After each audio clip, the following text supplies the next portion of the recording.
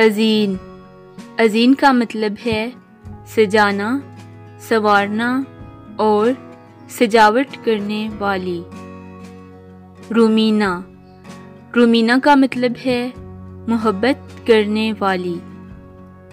ارما، ارما کا مطلب ہے مضبوط، طاقتور اور با اثر۔ عقیلہ، عقیلہ کا مطلب ہے معقول اور سمجھدار۔ امتثال، امتثال کا مطلب ہے تابعداری، مطابقت اور تقلید۔ سمین، سمین کا مطلب ہے خوشگفتار، پاکیزہ اور بہت قیمتی۔ زینہ، زینہ کا مطلب ہے سفر کرنے والی۔ اشنا، اشنا کا مطلب ہے خوشبو۔